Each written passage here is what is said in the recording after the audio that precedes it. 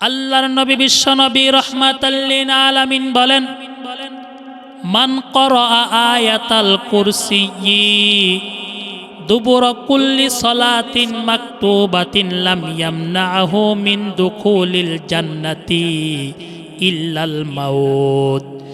যদি কোনো ব্যক্তি প্রত্যেক ফরজ নামাজের পর একবার আয়াতুল কুরসি পাঠ করে, ওই ব্যক্তির মাঝে আর জান্নাতের মাঝে বাধা হলো, পার্টিশন হলো, শুধু মৃত্যুটা।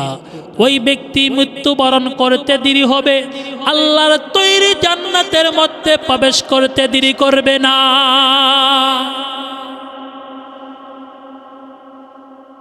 তার মাঝে আর জান্নাতের মধ্যে শুধু বাধা মৃত্যু। তাহলে আমরা তো জানি একটা মানুষ মৃত্যুবরণ করার পর সে কবরে দীর্ঘদিন থাকতে হয় কিনা? তাহলে সে সোজা মৃত্যুবরণ করার পরই সেই জান্নাতে প্রবেশ করে কেমন? তার কবরটাকে আল্লাহ পাক রব্বুল আলামিন জান্নাতের বাগানে পরিণত করে দিবেন। বলুন না সুবহানাল্লাহ। এটা হলো একটা বর্ণনা। আরেকটা বর্ণনা হলো, আমরা জানি কবরের মধ্যে যখন রাখা হয়, কবর দুই পাশে মাটি আইসা একটা চাপ দেয়, একটা চিপ মারে। জানি কি জানি না? সবাই জানি কবর একটা কি আছে, চাপ আছে, একটা চিপ আছে। আল্লাহ রসুল বলেন, এই চিপটা কবরে যখন দেয়, তার ডান পাজরের হাড় বাম পাজরের হাড়ের ভিতরে ঢুকাই দেয়। কত কঠিন চাপ! নবীজির সাহাবী হযরত সাদ ইবনে মুআজ রাদিয়াল্লাহু তাআলা আনহু, নবীজির একজন প্রিয় সাহাবী ছিলেন, বয়স্কর সাহাবী ছিলেন। ওই সাদ ইবনে মুআজ রাদিয়াল্লাহু তাআলা আনহু যখন মৃত্যুবরণ করলেন, করার পর বিশ্বনবী রাহমাতাল লিল আলামিন নিজের হাতে সাদ ইবনে মুআজ রাদিয়াল্লাহু তাআলা আনহুকে কাফন পরালেন, দাফন করলেন। জানাজার নামাজে ইমামতি করলেন। জানাজার নামাজে ইমামতির শেষে যখন তাকে কবরে শোয়া দিলেন, দাফন করে যখন সাহাবায়ে কারাম আপন আপন বাড়ির দিকে ফিরে যাচ্ছেন, বিশ্বনবী রাহমাতাল লিল আলামিন ডাক দিয়া বলেন, সাহাবীরা দাঁড়াও। হাদিস বর্ণনাকারী সাহাবী বলেন, আমরা দাঁড়াইলাম। বিশ্বনবী রাহমাতাল লিল আলামিন বললেন, ফাসাব্বিহু, তোমরা পড়ো সুবহানাল্লাহ, সুবহানাল্লাহ, সুবহানাল্লাহ। হাদিস বর্ণনাকারী সাহাবী বললেন, ফাসাব্বাহনা জামানান তাওয়িলান, আমরা দীর্ঘক্ষণ সময় পর্যন্ত সুবহানাল্লাহ, সুবহানাল্লাহ পাঠ করলাম। তারপর বিশ্বনবী রাহমাতাল লিল আলামিন বলেন, ফাহাল্লিলু লা ইলাহা ইল্লাল্লাহ, তোমরা পড়ো।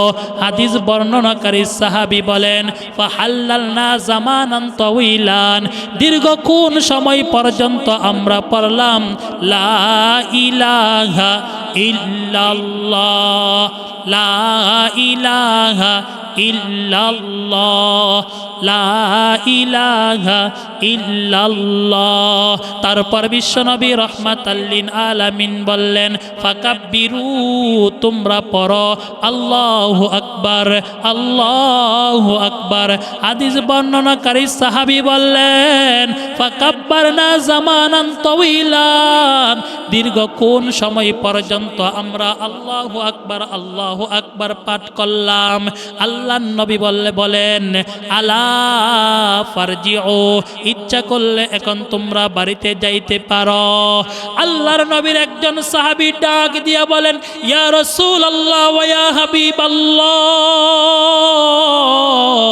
আল্লাহর নবী গো, জীবনে কত মানুষের জানাজার নামাজ আমরা আপনার সাথে পড়েছি, জীবনে বহুত মানুষকে আমরা কবরের মধ্যে দাফন করেছি, আজকে যে বিষয়গুলাই দেখলাম এটা তো কখনো আর দেখি নাই। এটার কারণ কি? বিশ্বনবী রাহমাতাল লিল আলামিন ডাক দিয়া বলেন, সাহাবীরা শুনো, আমার সাদ যখন ইন্তেকাল করলেন, ইন্তেকালের কারণে আল্লাহর আরশের মধ্যে কম্পন সৃষ্টি হয়েছিল। শুধু তাই না, আমার সাদের জানাজার নামাজের মধ্যে 70,000 ফেরেশতা অংশগ্রহণ করেছে। ও আমার সাহাবীরা শোনো, আমি বিশ্ব নবীজি যা দেখি তোমরা তা দেখো না, আমি নবী যা জানি তোমরা তা জানো না।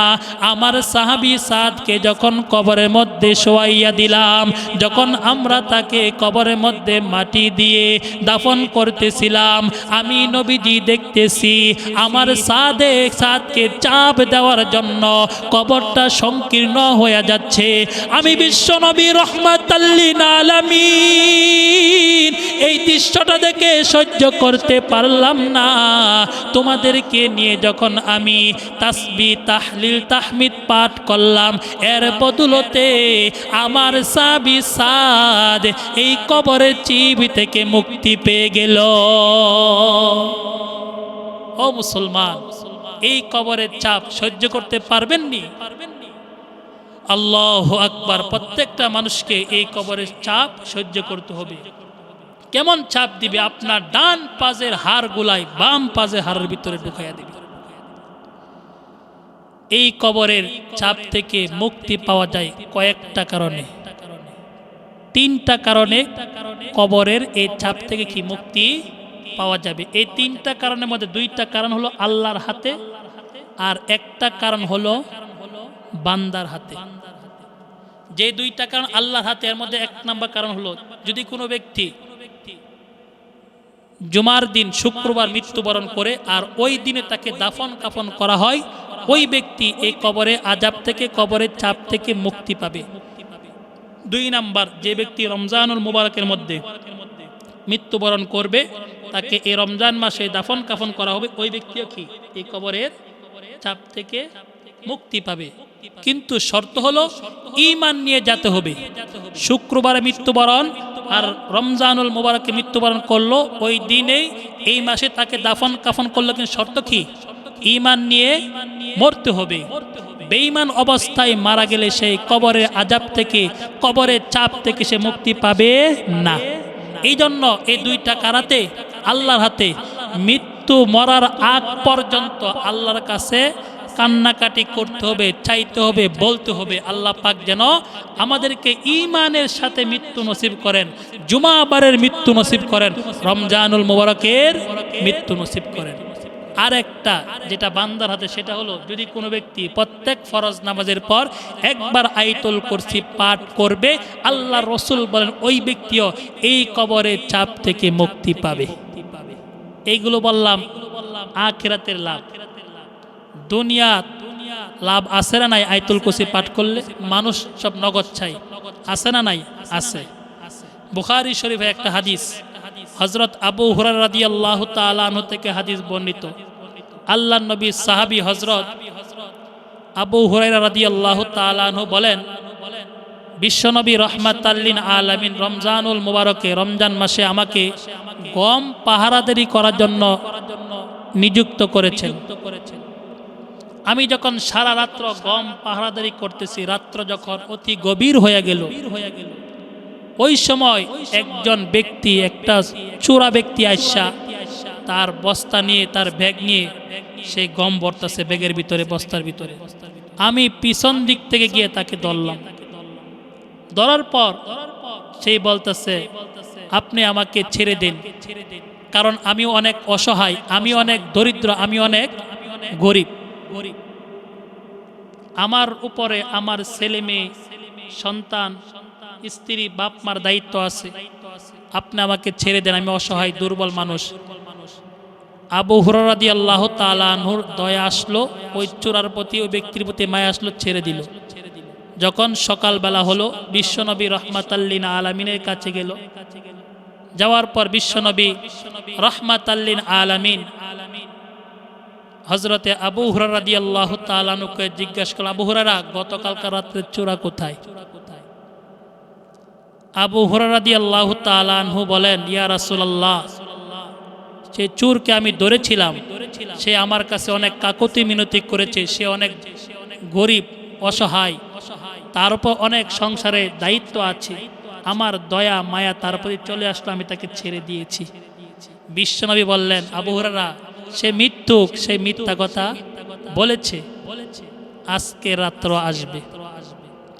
আর আল্লাহর নবী সাহাবায়ে কেরাম তো এমন ছিলেন, আল্লাহর নবীজি প্রত্যেকটা কথাকে 100 থেকে 100% বিশ্বাস করতেন। আমরা কি আল্লাহর রসুলের কথা বিশ্বাস করি? যদি আমরা আল্লাহ রসুলের কথা বিশ্বাস করতাম তাহলে কখনো নামাজ ছাড়তে পারতাম না। যদি আমরা আল্লাহ রসুলের কথা বিশ্বাস করতাম তাহলে কখনো আমরা সুদ খাইতে পারতাম না। যদি আমরা আল্লাহর রসুলের কথা বিশ্বাস করতাম তাহলে কখনো ঘুষ খাইতে পারতাম না। যদি আমরা আল্লাহর রসুলের কথা বিশ্বাস করতাম তাহলে কখনো বেপরদায় চলতে পারতাম না। যদি আমরা আল্লাহর রসুলের কথা বিশ্বাস করতাম অন্য মানুষের হক নষ্ট করতে পারতাম না, অন্য মানুষের জায়গা আমরা অন্যায়ভাবে দখল করতে পারতাম না। যদি আমরা আল্লাহর রসুলের কথা বিশ্বাস করতাম তাহলে দুর্নীতি করতে পারতাম না, ঠিক কিনা? কারণ নবীজির সাহাবায়ে কেরাম তো এমন ছিলেন, আল্লাহর রসুলের একটা কথা 100 ভাগে 100 ভাগ বিশ্বাস করতেন। যেহেতু নবীজি বলেছে আজকে রাত্র আসবে, বাস আবু হুরায়রা রাদিয়াল্লাহু তাআলা আনহু উনি রাত্রেবেলা গম পাহারাদারি করতেছেন। যখন গভীর রাত্র হলো, দেখা গেল আবার সেই চূড়াইশা গম ভরতেছে। আবু হুরায়রা রাদিয়াল্লাহু তাআলা আনহু পিছন দিক থেকে গিয়া ওই চূড়াকে ধরলেন, ওই চূড়া, তুমি না গতকালকা বলছো আর আসবা না, আবার আজকে আসছো?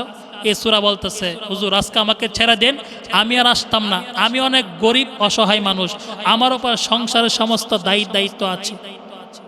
আবু হুরায়রা রাদিয়াল্লাহু তাআলা আনহুর দয়া মায়া চলে আসলো, চূড়াকে দ্বিতীয় দিনও ছেড়ে দিল। যখন সকালবেলা বিশ্বনবী রাহমাতাল লিল আলামিনের দরবারে গেলেন, যাওয়ার পর আল্লাহর নবী হযরতে আবু হুরায়রা রাদিয়াল্লাহু তাআলা আনহুকে জিজ্ঞাসা করলেন, ও আবু হুরায়রা, গতকালকা রাত্রে চূড়া কোথায়? আবু হুরায়রা রাদিয়াল্লাহু তাআলা আনহু বলেন, ইয়া রাসূলুল্লাহ ওয়া ইয়া হাবিবাল্লাহ, আল্লাহর নবী গো, সেই চূড়ায় আমাকে বলতাছে সে অনেক গরিব, অনেক দরিদ্র অসহায়, তার উপরে সংসারের সমস্ত দায়িত্ব আছে। আমি আবু হুরায়রা দয়া মায়া চলে আসলো, আমি তাকে ছেড়ে দিয়েছি। আমার নবী ডাক দিয়া বলে, আবু হুরায়রা, সেই তোমার সাথে মিথ্যা কথা বলেছে, সেই আজকার রাত্র আসবে, আজকার রাত্র আসবে। তা আবু হুরায়রা রাদিয়াল্লাহু তাআলা আনহু গম পাহারাদারি করতেছেন, দেখা গেল গভীর রাত্রে চোরাইশা তার ব্যাগের ভিতরে গম ভরতেছে। পিছন দিক থেকে গিয়া বলে, ওই চোরা, তুমি একদিন গেল, 2 দিন গেল, 3 দিনের মাথা তুমি আসছো, প্রত্যেকবার তোমাকে ধরলে বলো তুমি আর আসবা না, তারপরও তুমি আসো। আজকা তোমাকে ধরে আমি বেদে বিশ্বনবীজির দরবারে নিয়ে যাব। সূরায় বলতেছে, হুজুর আজকা যদি আমাকে ছাইরা দেন তাহলে আমি আসতাম না, কিন্তু আপনাকে এমন কিছু বাক্য শিখাইব যেগুলো আপনি যদি আমল করেন তাহলে আপনাকে সারা রাত্র পাহারাদারি করার জন্য একজন পাহারাদার নিযুক্ত করে দিবে। কারণ নবীজি সাহাবায়ে কেরাম তো এমন ছিলেন, আমলের প্রতি আগ্রহ। যদি কখনো কোনো আমলের কথা শুনতেন তারা আগ্রহের সাথে শুনতেন, কি আমল করতে পারে। আচ্ছা তুমি বলো। ওই সূরা বলল, তোমাদের কোরআনের মধ্যে একটা সূরা আছে, সবচেয়ে বড় সূরা, সূরাতুল বাকারা। আর এই সূরার মধ্যে একটা আয়াত আছে যে আয়াতটা সবাই চিনে, আয়াতুল কুরসি। যদি কোনো ব্যক্তি ঘুমানোর সময় একবারে আয়াতুল কুরসি পাঠ করে, আল্লাহ পাক রব্বুল আলামিন সারা রাত্র পাহারাদারি করার জন্য একজন পাহারাদার নিযুক্ত করে দিবে। যখন এই কথা শুনতে পাইলেন, পাওয়ার পরে সূরাকে ছাইরা দিছে। সকালবেলা বিশ্বনবীর দরবারে গেছে, যাওয়ার পর বিশ্বনবী জিজ্ঞেস করে, আবু হুরায়রা, তোমার আজকে রাত্রে চোর কোথায়? আবু হুরায়রা ডাক দিয়ে বলেন, ইয়া রাসূলুল্লাহ, চোরকে আজকে ভালো করে ধরছিলাম, বাইন্দা আপনার কাছে নিয়ে আসতাম, কিন্তু এ সূরা বলছে আমাকে কিছু বাক্য শিখাইবে যেগুলো পাঠ করলে, আমল করলে সারা রাত্র পাহারাদারি করার জন্য একজন পাহারাদার আল্লাহ পাক নিযুক্ত করে দিবে। সেটা কি? আয়াতুল কুরসি, সূরা বাকারার 255 নম্বর আয়াত, যেটা কি আয়াতুল কুরসি। আল্লাহু লা ইলাহা ইল্লা হুয়াল হাইয়ুল কাইয়্যুম। বিশ্বনবীজি শোনাবা বলেছে, সে যেই কথা বলেছে সত্যিই বলেছে। ওই ব্যক্তিকে তুমি চিনো? আবু হুরায়রা বলেন, ইয়া রাসূলুল্লাহ, আমি তাকে চিনি না। বিশ্বনবী বলেন, এটা হলো শয়তান। 3 দিন যার সাথে সাক্ষাৎ করতেছ রাত্রেবেলা, সে কি? শয়তান। যদি কোনো ব্যক্তি রাত্রে ঘুমানোর সময় একবার আয়াতুল কুরসি পাঠ করে, সারা রাত্র তাকে পাহারাদারি করার জন্য আল্লাহ পাক একজন পাহারাদার নিযুক্ত করে দিবেন। এই বাড়ির ভিতরে রাত্রেবেলা কোনো চোর ডাকাত প্রবেশ করবে না, যে বাড়ি থেকে আয়াতুল কুরসি রাত্রে ঘুমানোর সময় কি করা হয়? পাঠ করা হয়।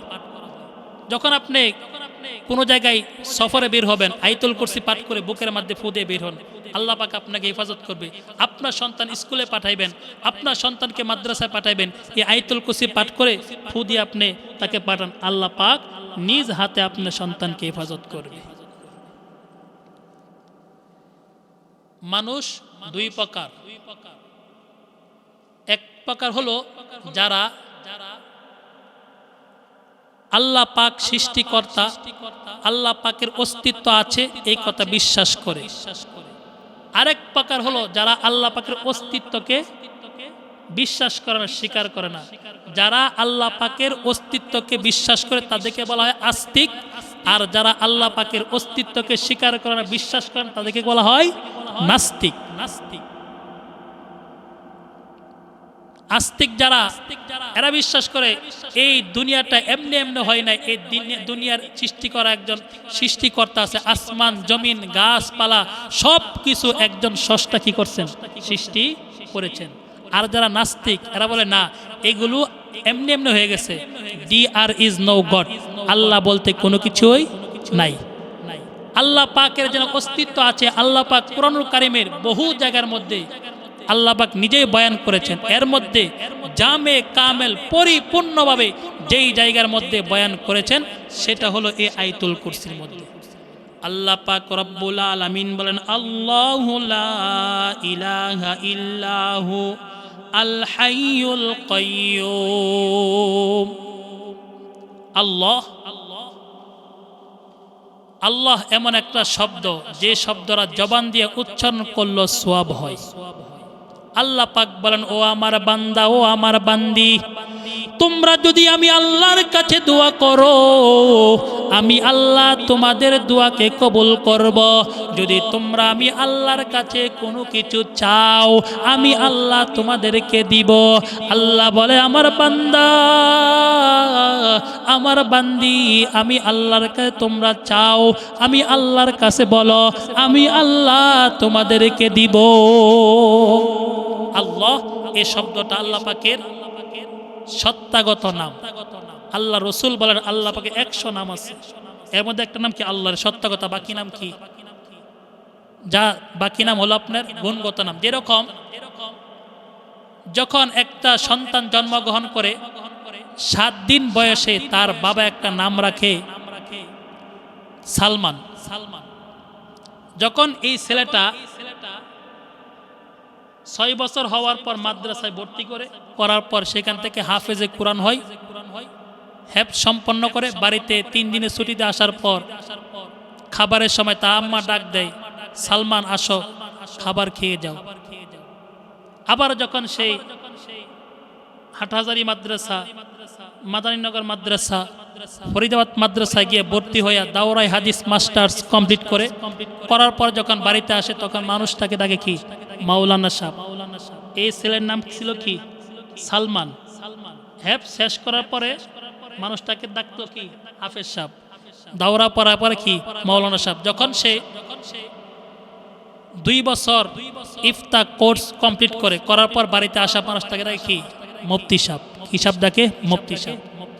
তার নাম কয়টা ছিল? একটা, সেটা কি?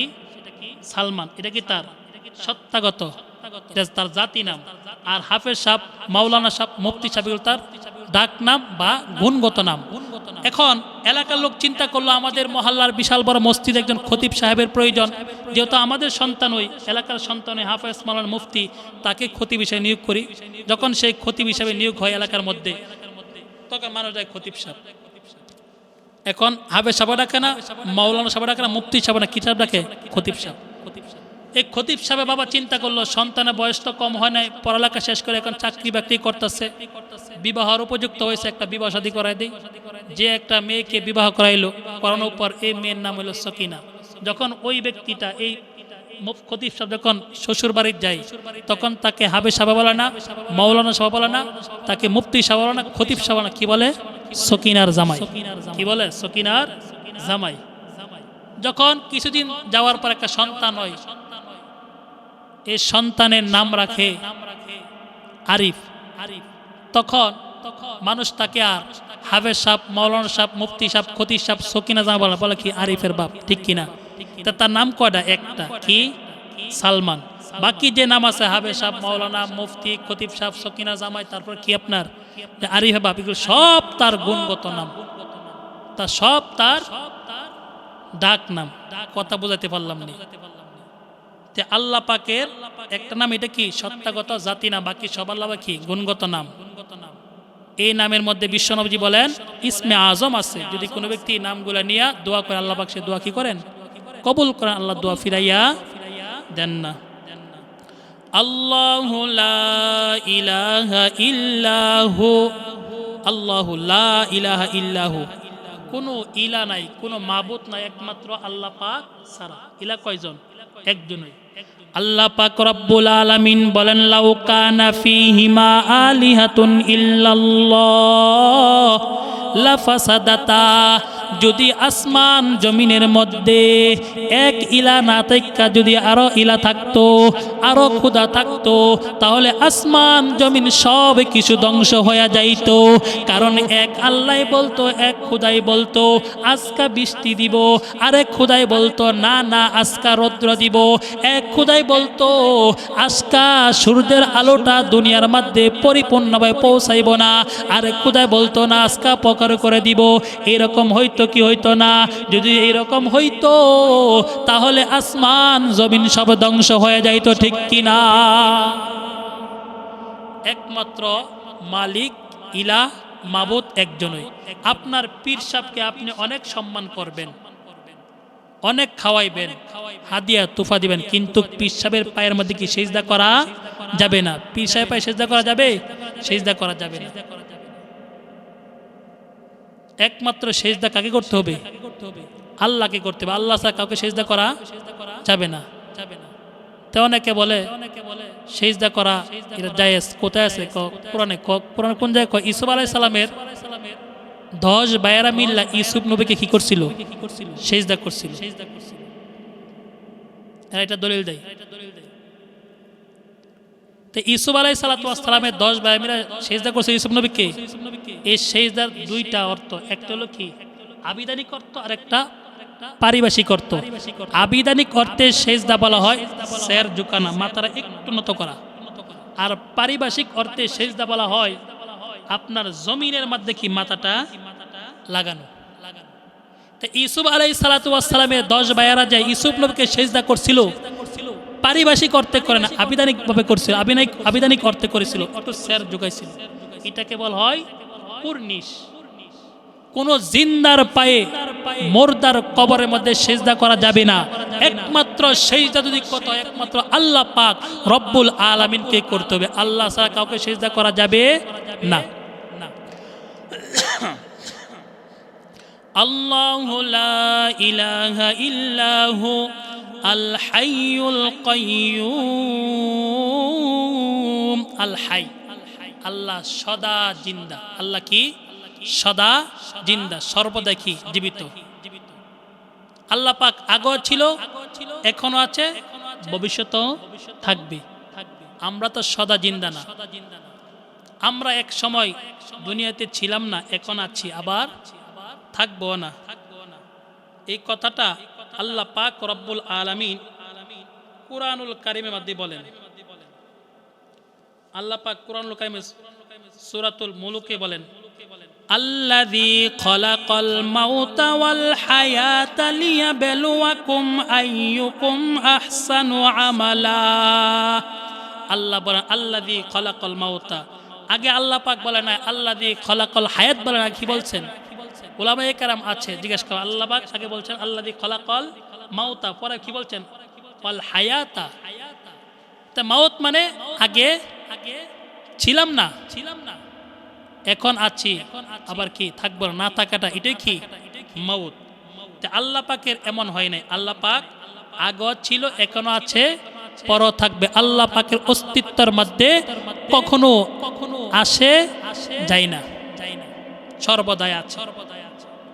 আল্লাহ পাক আরেক আয়াতে সূরাতুল বাকারা বলেন, কাইফা তাকফুরুনা বিল্লাহি ওয়া কুনতুম আমওয়াতান ফাআহইয়াকুম সুম্মা ইউমীতুকুম সুম্মা ইউহয়ীকুম সুম্মা ইলাইহি তুরজাউন।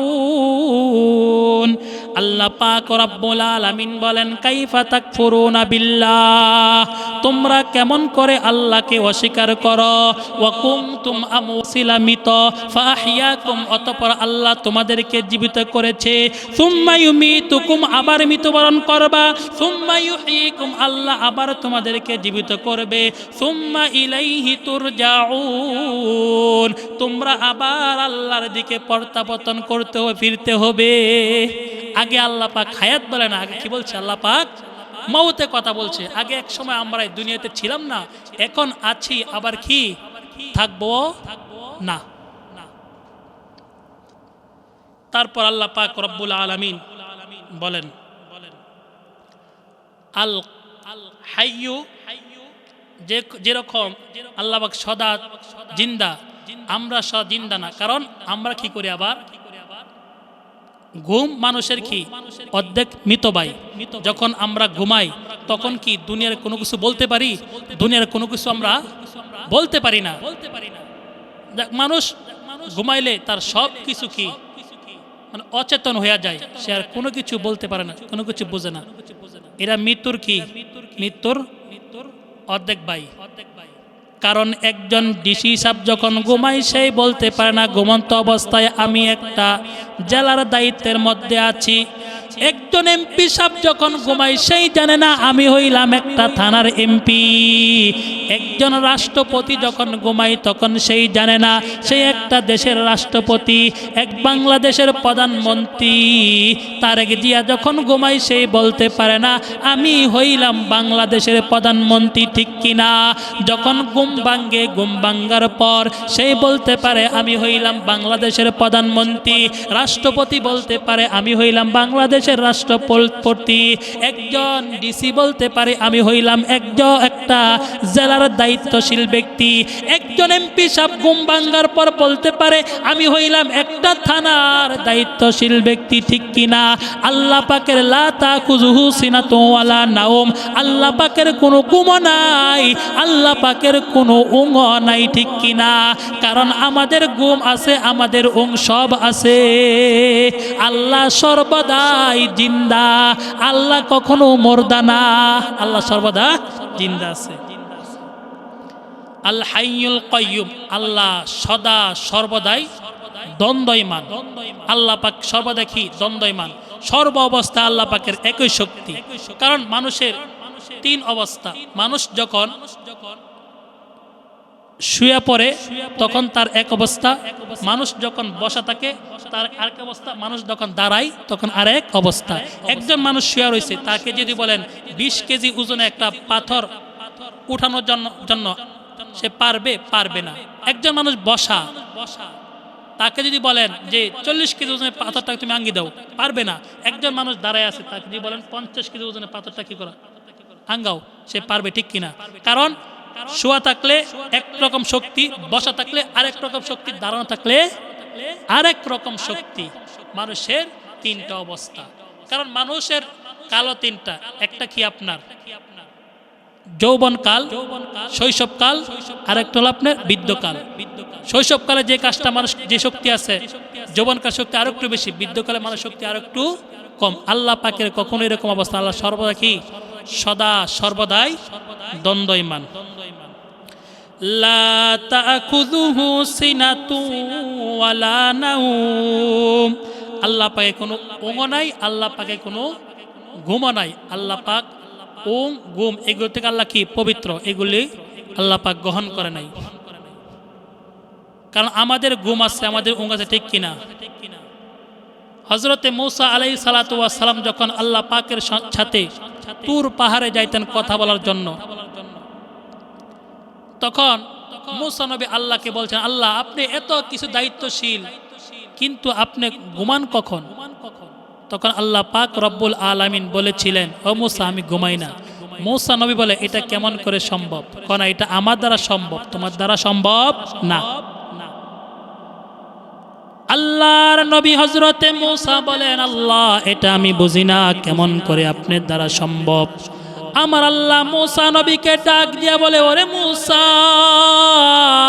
তুমি এক গ্লাস পানি নিয়ে এসো। মূসা নবী যখন এক গ্লাস পানি নিয়ে আসলো, আসার পর দাঁড়াইয়া রইল, একটু খালি ওং আসছে আর গ্লাসটা হাত থেকে পরে ভেঙে গিয়েছে। আল্লাহ কয়, মূসা কি করলা এটা? কয় আল্লাহ আমার একটু ওং আসছিল, ভেঙে গেছে, আমি তো বলতে পারি না। আমার আল্লাহ ডাক দিয়া বলে, ওরে মূসা তুমি বলেছিলে আমি আল্লাহ ঘুমাই না, এটা কি করে সম্ভব? মাত্র তোমার হাতে ছোট্ট একটা গ্লাস, এক গ্লাস পানি দিয়েছিলাম, তুমি এক গ্লাস পানি নিয়ে দাঁড়াইয়া থাকতে পারো নাই, একটু ওং আসার কারণে গ্লাসটা হাত থেকে ফেলে ভেঙে ফেলেছ।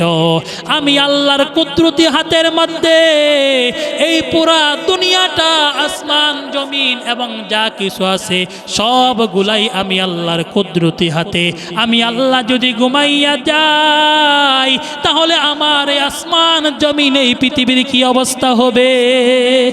মুস্তানে আল্লাহ ক্ষমা চাই, এটা আপনার দ্বারা সম্ভব, আমার দ্বারা সম্ভব না। তারপরে আল্লাহু লা ইলাহা ইল্লাহু আল হাইয়ুল কাইয়্যুম লা তাখুযুহু সিনাতুন ওয়ালা নাওম লাহু মা ফিস সামাওয়াতি ওয়া মা ফিল আরদ। লাহু মা ফিস সামাওয়াতি ওয়া মা ফিল আরদ। লাহু আল্লাহর জন্য, মা ফিস সামা যা আসমানের মধ্যে আছে, ওয়া মা ফিল আরদ যা জমিনের মধ্যে, সব কিছু একমাত্র কার জন্য? আল্লাহ পাক রব্বুল আলামিনের জন্য। আসমানের মধ্যে আছে তারকা আছে, চন্দ্র আছে, সূর্য আছে, গ্রহ নক্ষত্র আছে, সব কিছু আল্লাহর জন্য। দুনিয়াতে যা আছে সব কিছু একমাত্র আল্লাহ পাকের জন্য। আপনি যদি একটা ছোট একটা দোকানের মালিক হন আর একটা দোকানের মধ্যে কর্মচারী রাখেন, সে একটু উল্টা পাল্টা করলে তাকে কত দমক, কত কিছু করেন, ঠিক কিনা? একটু ছোট দোকানের মালিক হওয়ার পর আল্লাহ পাকে এত রাজত্ব, এত কিছু হওয়ার পরে আমরা আল্লাহ কতটুকু মানি বলেন? আমরা তো বলি আমার এতটা গাড়ি আছে, এতটা বাড়ি আছে, এতটা এটা সেটা আছে, কোনো কি সব খার আল্লাহ পাকের। আল্লাহ পাক রব্বুল আলামিন বলেন, কুলিল্লাহুম্মা মালিকাল মুলকি তুতিল মুলকা মান তাশা ওয়া তানজিউল মুলকা মিম্মান তাশা ওয়া তুইজ্জু মান তাশা ওয়া তুযিল্লু মান তাশা বিয়াদিকাল খায়র ইন্নাকা আলা কুল্লি শাইইন কাদির। আল্লাহ পাক রব্বুল আলামিন বলেন, কুলিল্লাহুম্মা মালিকাল মুলক, পুরা দুনিয়ার ক্ষমতা, পুরা দুনিয়ার রাজত্ব একমাত্র আমি আল্লাহর জন্য।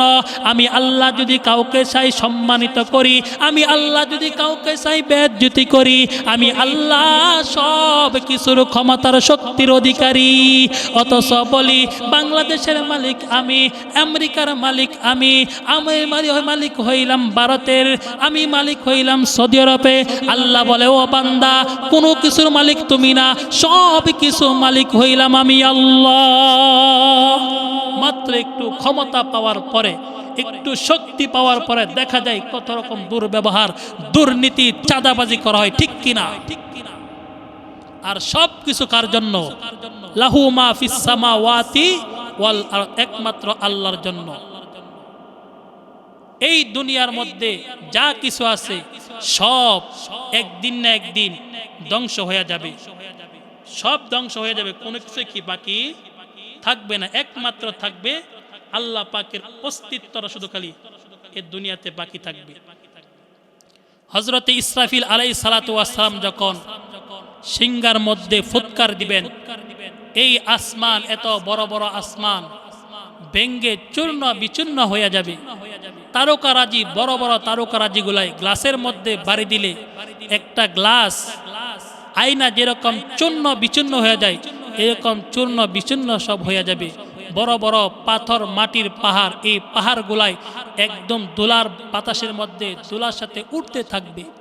সমুদ্রের নদীর পানিগুলাই সব শুকাইয়া যাবে। আল্লাহ পাক এই কথাটা বলেন, ইদাস সামাউ ফাতারাত ওয়া ইদাল কাওয়াকিবু তাসারাত ওয়া ইদাল বিহারু ফুজ্জিরাত আল্লাহ ইদাল কুবুর বুসিরাত।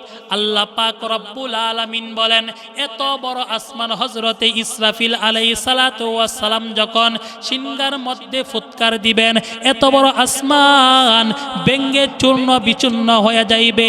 এই আসমানের মধ্যে বড় বড় নক্ষত্র আছে, সূর্য আছে, চন্দ্র আছে, এগুলো সব ভেঙ্গে চূর্ণ বিচূর্ণ হয়ে যাইবে। এত বিশাল বড় বড় পাহাড়গুলাই এগুলো সব ভেঙ্গে চূর্ণ বিচূর্ণ হইয়া দুলার সাথে বাতাসের সাথে উঠতে থাকবে। দুনিয়ার মধ্যে যত নদ নদী আছে, সমুদ্র আছে, এই সমুদ্র পানিগুলাই সব শুকাইয়া যাইবে, বাতাসের সাথে শুকাইয়া যাইবে। এখন বলতে পারেন দুনিয়ার পানিগুলাই কেমন করে বাতাসের সাথে শুকাইবে? এই জিনিসটা বুঝতে হলে একটা ভিজা একটা লঙ্গি না ফাঁকার নিচে আপনি লাইরা দিয়েন, দেখবেন বাতাসে কি শুকায় যাবে, রোদ্রের প্রয়োজন হবে না। সব কিছু যখন যত নিচু ভূমি আছে এই নিচুগুলাই কি সমতল ভূমিতে পরিণত হবে, আর যত সমতল ভূমি আছে এগুলো নিচু ভূমি কি হবে, পরিণত হবে। সবগুলাই যখন একবারে চূর্ণ বিচূর্ণ হইয়া একদম সমান হয়ে যাবে, তখন এটা হবে হাসরের ময়দান। কি হবে? হাসরের ময়দান। সেই দিন আমার আল্লাহ পাক ডাক দিয়া বলবেন হযরত ইসরাফিলকে, ও ইসরাফিল, দুনিয়ার সব কিছু ধ্বংস হয়ে গেছে, এখন আর কি বাকি আছে? হযরতে ইসরাফিল আলাইহিস সালাতু ওয়াস সালাম হযরতে আজরাইলকে যখন বলবে দুনিয়ার সব কিছু যখন ধ্বংস হয়ে গেছে, এখন বাকি কি আছে? আজরাইল বলবে, ইসরাফিল, মিকাইল, জিবরাইল আর আমি আজরাইল আর আপনি আল্লাহ ছাড়া দুনিয়াতে আর কোনো কিছু নাই। আমার আল্লাহ রব্বুল আলামিন হযরতে আজরাইলকে বলবে, ওরে আজরাইল, হযরতে জিবরাইল, মিকাইল, ইসরাফিলের জানটা কবজ করে নাও। যখন এদের জানগুলাই কবজ করা হবে, আমার আল্লাহ ডাক দিয়া বলবে, ও আজরাইল, এখন দুনিয়ার মধ্যে আর কি বাকি আছে? আজরাইল আলাইহিস সালাতু ওয়াস সালাম বলবেন, আল্লাহ, এই দুনিয়ার মধ্যে একমাত্র আপনি ছাড়া, আমি ছাড়া আর কোনো কিছু বাকি নাই, সব ধ্বংস হয়ে গেছে। আমার আল্লাহ হযরতে আজরাইলকে হুকুম করবে, ও আজরাইল, এখন তুমি তোমার জানটা কবজ করে নাও। এই কথা বলার পর হযরতে আজরাইল আলাইহিস সালাতু ওয়াস সালাম বিশাল জোরে একটা চিৎকার মারবে, কারণ মৃত্যুর যন্ত্রণা বড়ই কঠিন। দুনিয়ার সব কিছু ধ্বংস হয়ে যাবে, কোনো কিছুই থাকবে না, একমাত্র থাকবে কি? আমার আল্লাহ। লাহু মা ফিস সামাওয়াতি ওয়া মা ফিল আরদ, আসমান জমিনের সব কিছু ধ্বংস, লাহু একমাত্র কি থাকবে? আমার আল্লাহ পাক রব্বুল আলামিনের অস্তিত্বই থাকবে। তারপর আল্লাহ পাক রব্বুল আলামিন বলেন, লাহু মা ফিস সামাওয়াতি ওয়া মা ফিল আরদ মান যাল্লাযী ইয়াশফাউ ইনদাহু ইল্লা বিইذনি। মান যাল্লাযী, কে আছে যে ইয়াশফাউ সুপারিশ করবে, ইনদাহু আল্লাহর নিকট, ইল্লা বিইذনি, ইনদাহু তার নিকট মানে কি আল্লাহর নিকট, ইল্লা বিইذনি একমাত্র আল্লাহর অনুমতি ছাড়া আল্লাহর কাছে সুপারিশ করবে, এরকম কে আছে? আল্লাহু আকবার। আল্লাহর কাছে সুপারিশ করার মতো কেউ নাই। যখন হাসরের ময়দানে পরিণত হয়ে যাবে, মানুষগুলাই যখন কবর থেকে উঠবে, হাসরের ময়দানের দিকে যাবে, দেখবে পিপিলিকার মতো মানুষগুলো যাচ্ছে। আর মানুষ যখন উঠার পর হাসরের ময়দানে ভূমিকম্প হলে যেরকম অবস্থা, এরকম অবস্থা মানুষের হবে। সে হাসরের ময়দানের মধ্যে দুনিয়ার 50,000 বছরের সমান একদিন হবে। এই মানুষগুলা এই ময়দানের মধ্যে, যেই ময়দানটা ভূমিটা হবে আপনার তামার, আর সূর্য কারো 1 হাত, কারো আধা হাত, কারো 1 বিঘা উপরে থাকবে। মানুষ অস্থির হয়ে যাবে, দিশাহারা হয়ে যাবে। আর মানুষ বলবে, ইয়া নাফসি, ইয়া নাফসি বলতে থাকবে। কি উপায়? মানুষগুলাই বেহুশ হইয়া বলবে, আল্লাহ, জান্নাতে যাই বা জাহান্নামে যাই, আপনি আমাদের বিচারের কাজটা সমাপ্ত করে ফেলেন। শেষ করে দেন। মানুষগুলাই দৌড়ে যাবে হযরতে আদম আলাইহিস সালাতু ওয়াস সালামের কাছে, গিয়া বলবে আপনি হলেন আমাদের আদি পিতা, আপনি আল্লাহর কাছে সুপারিশ করেন আল্লাহ পাক যেন হাসরের ময়দানে কাজটা শেষ করে দেয়। হযরতে আদম আলাইহিস সালাতু ওয়াস সালাম বলবেন আজকে আমি আল্লাহর সামনে যাওয়ার মতো উপযুক্ত না, কারণ আল্লাহ পাক আমাকে নিষেধ করেছিল জান্নাতে যখন ছিলাম আমি যেন জান্নাতের কোনো ফল না খাই, আমি আল্লাহর নিষেধকে অমান্য করেছি, আল্লাহর কাছে সুপারিশ করার মতো উপযুক্ত আমি আদম নবী না, তোমরা যাইতে পারো হযরতে শীষ নবীর কাছে। মানুষগুলাই দৌড়া যাবে শীষ নবীর কাছে, শীষ নবী বলবে না না না, আজকে আমি আল্লাহর দরবারে সুপারিশ করার উপযুক্ত না, তোমরা যাও মূসা নবীর কাছে। মানুষগুলাই দৌড়া যাবে মূসা নবীর কাছে। মূসা আলাইহিস সালাম নিজের অতীতের একটা কথা স্মরণ করে মানুষকে ফিরাইয়া দিবে। মানুষগুলাই দৌড়া যাবে ঈসা নবীর কাছে। ঈসা নবী বলবেন তোমরা এত দৌড়াদৌড়ি কেন করতেছ? আজকে একমাত্র আল্লাহর সামনে কথা বলার মতো ক্ষমতার শক্তি হলো বিশ্ব নবী রহমাতাল লিল আলামিনের। তোমরা যাও বিশ্ব নবী রহমাতাল লিল আলামিনের কাছে গিয়া বলো উনি যেন আল্লাহর কাছে সুপারিশ করে আল্লাহ পাক যেন হাসরের ময়দানের কাজটা সমাপ্ত করে দেন। মানুষগুলাই দৌড়া যাও, দৌড়ায় যখন বিশ্ব নবীজির কাছে যাইবে, আমার নবীজি বলেছিল ও উম্মত হাসরের ময়দানে যখন তোমরা আমাকে তালাশ করবা ওইতে হাউজে কাউসারের কূপের কাছে পাইবা, না হলে ফুলসিরাতের মধ্যে পাইবা, আর না হলে মাকামে মাহমুদ সেখানে আমাকে পাইবা। মানুষগুলাই তখন দৌড়ায়া বিশ্ব নবীকে সন্ধান করতে থাকবে। মানুষগুলাই যাবে ফুলসিরাতের কাছে, সেখানে বিশ্ব নবীকে পাইবে না। হাউজে কাউসারের কূপের পাশে যাইবে, সেখানে বিশ্ব নবীকে পাইবে না। মানুষগুলাই দৌড়াইয়া যখন মাকামে মাহমুদ সেখানে যাইবে, গিয়ে দেখবেন আমার নবী বিশ্ব নবী রহমাতাল লিল আলামিন সিজদার মধ্যে গিয়া বলতেছে ইয়া রব্বি হাবলি উম্মতি, ইয়া রব্বি হাবলি উম্মতি। সেই দিন সমস্ত মানুষগুলাই বলবে ইয়া নাফসি ইয়া নাফসি, সমস্ত নবী রাসূল বলবে ইয়া নাফসি ইয়া নাফসি, একমাত্র আপনার নবী আর আমার নবী বলবেন ইয়া রব্বি হাবলি উম্মতি। আজকে আমার উম্মতের কি উপায়? সে কঠিন মুহূর্তে সমস্ত নবী রাসূল সমস্ত মানুষগুলাই ইয়া নাফসি বলবে, একমাত্র আপনার নবী আর আমার নবী ইয়া রব্বি হাবলি উম্মতি। আমার উম্মতের কি অবস্থা হবে? মানুষগুলাই যখন বিশ্ব নবীর কাছে গিয়ে বলবেন, আমার নবী বলবে তোমাদের জন্য আমি আল্লাহর কাছে বলতেছি, আমার আল্লাহ পাক রব্বুল আলামিন আমার নবীকে ডাক দিয়া বলবে ও আমার হাবিব আপনার মাথা মুবারক উঠান, আজকে যেই কথা বলবেন আমি আল্লাহ সেই কথাটা আমি গ্রহণ করব, যেই সুপারিশ করবেন সেই সুপারিশ গ্রহণ করব।